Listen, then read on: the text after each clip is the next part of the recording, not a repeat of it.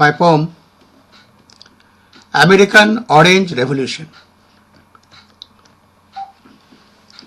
dedicated to true American spirit of freedom, peace and open justice for all. Now some preamble.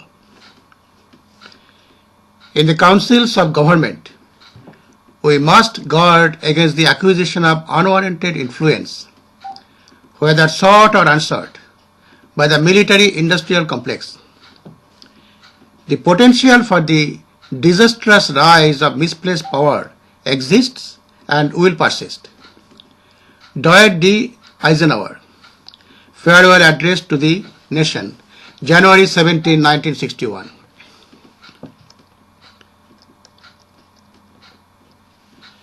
September 11, 2000 attack on USA was a military coup in broad daylight, using remote-controlled hijackings and coordinating loyalists in every which way to symbolically re-annexing USA as part of the British Empire, using multi-country covert intelligence commanded by MI6 and CIA for further colonization of the world in peacetime.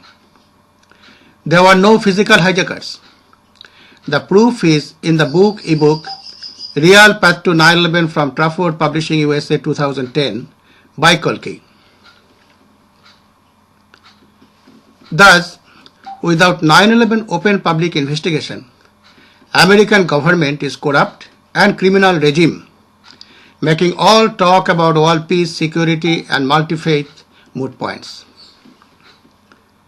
Now the poem.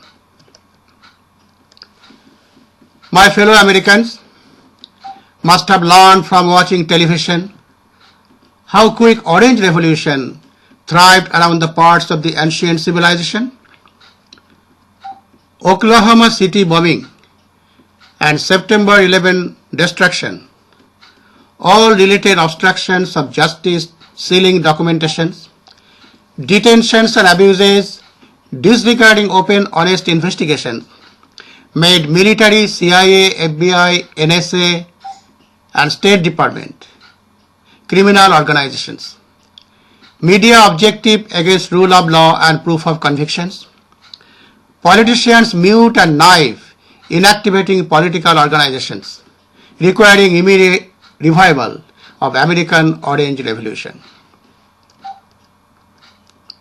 It may seem unachievable, but in fact could be very simple.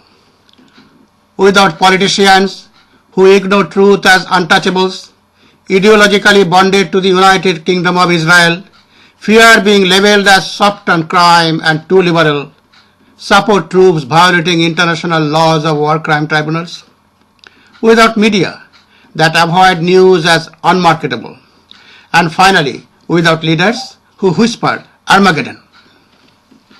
It is certainly achievable.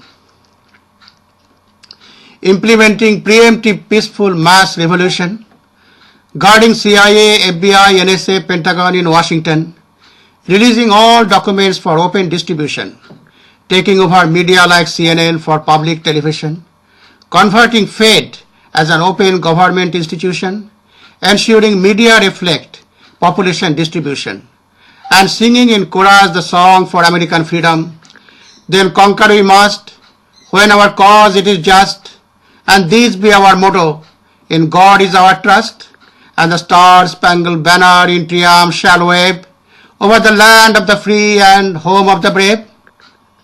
Finally, rejoicing with American pride in friendliness, reassuring the world the Statue of Liberty was never meant for overt military threats.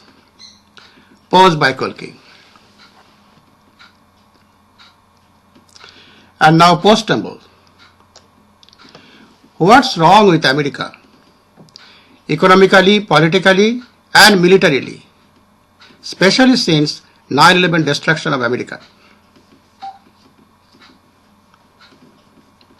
The two-party system of America, Republican and Democrats, are very deceiving because with key Democrats' knowledge, all Republican shadow government was formed under Reagan-Bush administration, headed by Dick Cheney, Donald Rumsfeld, Richard Clark, who took over control of the government during 9/11 saga and made all the important decisions, bypassing the Bush administration and Colin Powell. Secondly, after 9/11, after the success of 9/11 reannexation, International Republican Party was formed with joint congressional support and fund for endowment for democracy. And now imagine what is the difference between Republican Party and Democrats.